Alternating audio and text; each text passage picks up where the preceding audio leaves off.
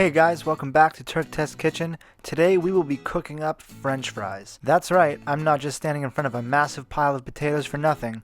I'm talking crispy on the outside, soft on the inside, and the perfect vessel for dipping sauce, which we will also be making. The first thing we have to do is peel our potatoes. I have some russet potatoes here, which are in my opinion the best potatoes for making fries because of their high starch content. Peel all of the skin off your potatoes and place them into a bowl while you finish the rest. A good trick to keep your kitchen clean is to use two bowls. One to collect the peeled skins, and the second to hold the peeled potatoes. That way you don't have potato skins flying around your kitchen.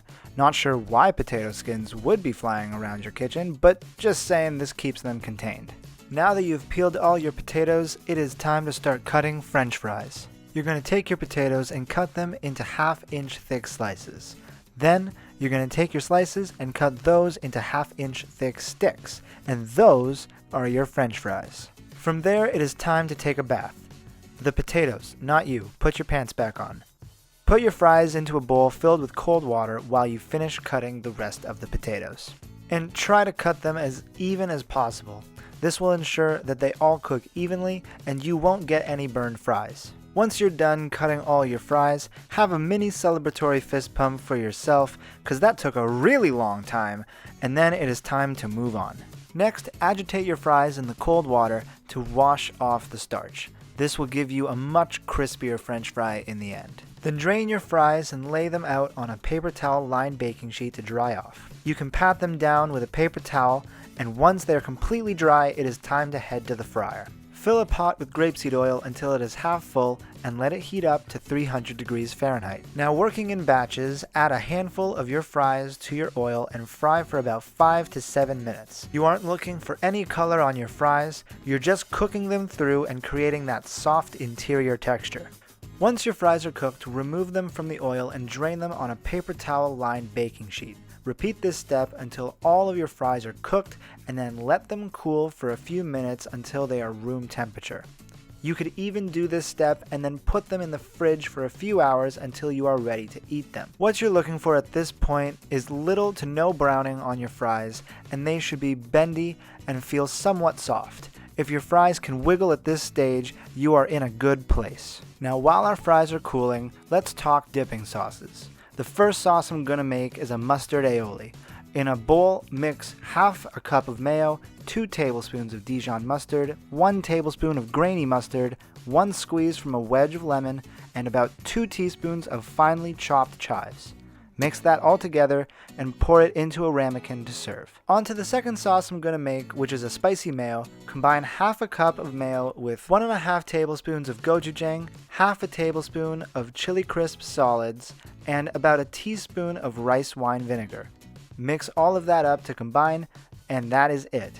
Now, let's get to frying. Reheat your oil to 375 degrees Fahrenheit, and working in batches, add handfuls of your fries back to your oil. Cook them, mixing them around a little bit to make sure they're all getting in contact with the oil until they are golden brown and crispy. Once your fries have a deep golden color, remove them from the oil and place them on a wire rack and immediately season them with kosher salt. This is a must-do when it comes to fry making.